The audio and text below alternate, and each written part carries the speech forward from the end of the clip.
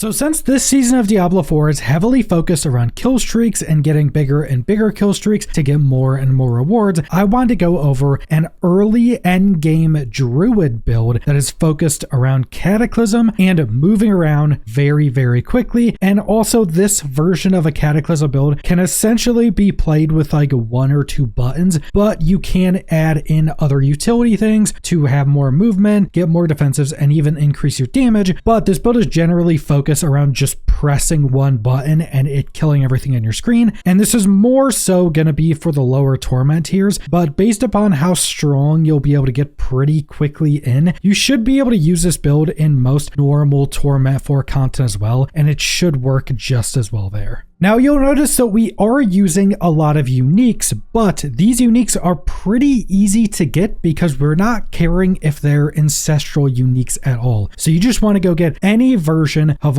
all of these uniques or most of these uniques. And realistically, there's only a couple you need for the build to actually work. A majority of them you don't necessarily need. They're just going to enable this build to essentially be a 1-button build. So we have Tempest Roar, which your base storm skills are now also werewolf skills. This is primarily to add a bunch of additional scaling into this build because we are actually staying in Werebear a majority of the time anyway. We're using Insatiable Fury for the chest piece, so Werebear is now your true form. This is a very big part in allowing you to essentially only click 1 or 2 buttons a majority of the time. It also gives a bunch of defensives, and the bonus to Urzine's strengths bonuses is also quite good. For our legs, we're using Tabalt's Will. This is primarily just for the stats and the damage increase after Unstoppable, so you don't really need these. You could just use any legs if you don't have a pair of these. Then we're using the Steepwalkers, which damaging a certain amount of enemies with nature magic skills grant max movement speed and unhindered for up to 8 seconds, while active enemies you run into are immobilized. Now these boots do have really good stat rolls. Nature magic skill cooldown reduction, bad omens, and endless tempest are all very good for Cataclysm, but realistically we're primarily using this because we are going to be focusing on just clearing massive groups of enemies, and since Cataclysm will and hit stuff off screen, you'll be hitting like every enemy in a large radius, so this will proc constantly and give you max movement speed. The unhindered is also nice, but unless you're in higher difficulty and not killing things quickly, the unhindered isn't going to matter that much. It's just the max movement speed. And then for our rings, the main one you need is the Mjolnir ring. So while Cataclysm is active, you deal increased damage and have unlimited fury, and the stat rolls on this are really good. Move speed while in Cataclysm and this Tempest both very, very good. Then we're using the Inexorable Will, which casting an ultimate skill pulls everything in and deals damage to them that is scaled based upon how much willpower we have, but the stats on this are pretty good. More specifically, the ultimate cooldown reduction. This is one you don't necessarily need, but the ultimate cooldown reduction is nice and you're casting ultimates all the time, so pulling everything together is good. Also, when you're using Cataclysm, since it's constantly lightning striking things, those lightning strikes do have a small AoE radius, so if you can pull everything in, it can actually AoE things specifically, which will just make your Cataclysm do more damage. But again, unless you're killing things that aren't dying very quickly, this probably isn't gonna matter a ton. And that brings us into our skill tree, starting with our abilities. Just 1 point into any of the basics, we're not using those. 1 point into Pulverize. This is primarily an ability to put us back into Werebear and also use Spirit, because if you go into higher difficulties and you want a lot more damage, you'll just be spamming Pulverize, which will use up our Spirit, which will proc a bunch of damage increasing effects. If you're on lower difficulties and everything's dying quickly, you don't need to spam this. Then we just go upgrade 1 so it deals more damage to bosses, upgrade 2 so it can overpower and make enemies take more damage from you, which is really the reason you're using this, especially on bosses. You hit the boss with one of these and they'll take massively increased damage. Then 1 point into Earthen Bulwark just as a defensive. This will proc some passives and just give us a bunch of barrier. Upgrade 1 makes us unstoppable, which will proc our Tabalt's Will as well. Upgrade 2 gives us more fortify. And then 1 point in Cyclone Armor for non-physical damage reduction. It always will give you this passive just if it's on your bar. Then we're going down 1 point into Hurricane, primarily to apply other effects. It slows enemies that are damaged by it and makes enemies deal less damage. Then we have 1 point into Trample, which will just be for more movement. It'll also give you Unstoppable if you need more damage, primarily for movement. Then 5 points into Cataclysm, our main damage ability. Upgrade 1, the duration is increased. Upgrade 2 makes everything vulnerable. So everything's going to be vulnerable. That's also taken care of that. And then we have our passives. For our passives, we had 3 into Iron Fur for damage reduction, which will always be up. 3 into Touch of Fortitude for increased resistances. 2 into Vigilance for damage reduction after using a defensive. 2 into Backlash for damage increases after using a defensive. 3 into Nature's Reach. Increased damage to distant enemies, more damage damage if they're CC'd, which they always will be. 3 into feral aptitude, increased damage while healthy, even more when above 100% move speed. 3 into endless tempest to increase the duration of hurricane and cataclysm. We want cataclysm up 100% of the time. 3 into charge atmosphere. Every 3 seconds, a lightning bolt will just strike a nearby target. This also makes our lightning bolts deal increased damage, which cataclysm does cast lightning bolts, so that's very good. Also, this will just help to always keep up because damaging any enemy refreshes your kill streak, so this will just make sure if there's something within range, it will be hit. We have 3 into mending, primarily for the increased max life. 3 into provocation. This is a very important part of the build. So after 10 seconds of werebear form, which will always be in, your next skill will overpower and deal more damage. Now, what we're essentially doing with this is you wait for this to proc. It'll be a buff on your bar and it'll count up to 10. Once it's at 10, you use your cataclysm, and that will mean the entirety of that cataclysm will deal more damage, and every hit of it will be an overpower. This is the main portion of the build to get massively increased damage because the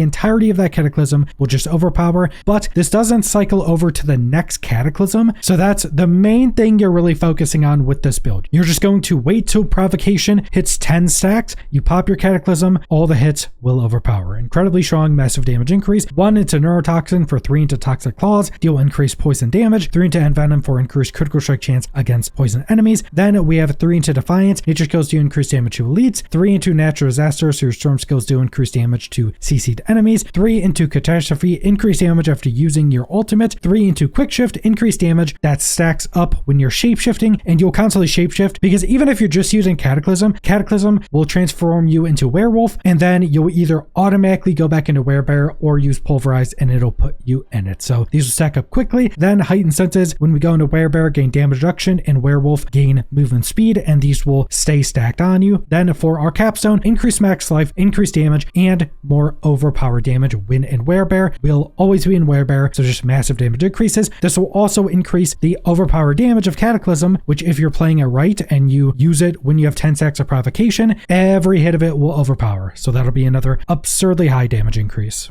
And then we have our Paragon boards. Now, since this is so early in the season, I'm going to do something a bit more simple. We're just going to go over the glyph for the first board, and then the following boards, we're only going over the legendary powers, which is the main thing you want to go for early on. So the first board, I'm just going Headhunter, a bonus to normal nodes within range, and then a damage increase to elites. So just very simple damage increase. Then the first board we're taking is Lust for Carnage. Critical strikes with Werewolf skills, restore 2 spirit, but deal massively increased damage. And because we're using Tempest Roar, our skills, and specifically our Cataclysm, is a werewolf skill. So this is just a 70% increase to our Cataclysm. Then you're going to want Survival Instincts. While in Werebear, deal increased damage, even more when full life. And the difference of life between you and the enemy will cause you to do more overpowered damage to them. Then we're taking Thunderstruck. Storm skills deal increased damage and have increased critical strike chance, another massive damage increase. And then finally, in Social Guidance, after spending 75 spirit, you deal increased damage, and your ultimate skill can deal some increased damage. So that's primarily what you want to go for early on within these builds. You just want to go for the legendary nodes. The increases in damage you get from them is absurd, and you can get to them for much less points if you're not even really focusing on getting glyphs. Once you get higher Paragon level and get your glyphs leveled up, you can start going into the glyphs.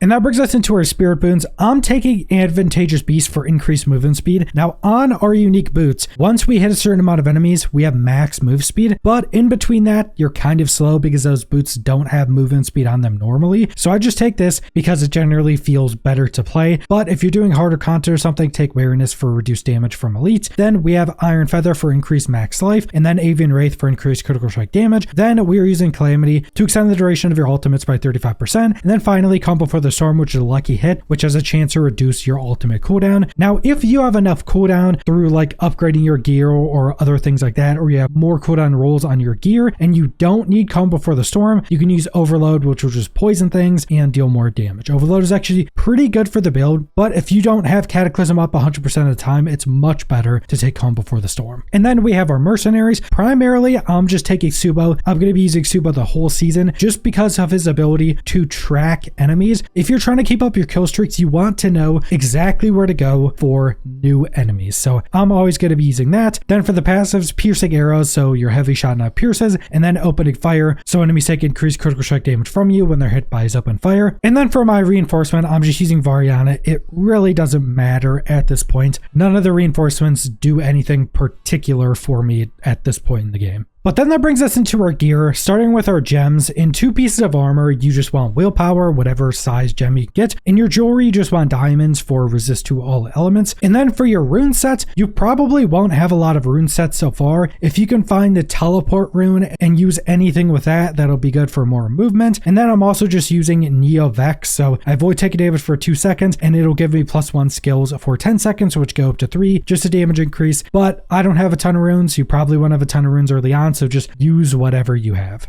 And we don't have that many legendaries in this version of the build, so we only have 3 legendary aspects. On your weapon, you deal increased poison damage while shapeshift, and your direct damage is converted into poison for more scaling. On one of our offensive aspects, specifically it's going to be our gloves, critical strikes with storm skills cause lightning bolts to periodically strike down enemies for 3 seconds, each dealing some amount of damage, and your lightning bolts deal multiplicatively increased damage, which Cataclysm also does. We have a lot of forms of lightning bolt. Then on our necklace, you deal increased damage while hitting a poisoned enemy as a werebear or crowd controlled as a werewolf, so just increase damage to poisoned enemies. We're always going to be in werebear, and that's pretty much it for the legendary aspects because we're using so many uniques. And if you're looking for some other specific builds, there's 2 things on your weapon. First off, you want the tempering of chance for Cataclysm to deal double damage. This is just massive damage increase. And then also, if you can get a weapon with a feast roll, for every 10 kills, release a blood explosion for some amount of damage. This is actually quite good. It's a pretty large radius, and since this build is kind of focused on killing as many things as quickly as possible, this can actually deal quite a lot of damage. But before you care about getting a bloodied item, I would make sure to just get an ancestral 2-handed weapon first. That's going to be the biggest damage increase. Also, as you'll notice, I haven't upgraded any of this gear. I have temperings on them, but that's it. I haven't masterworked any of this gear, and I wanted it to be that way just so you could see how strong this build can be, basically being like a 1 or 2 button build with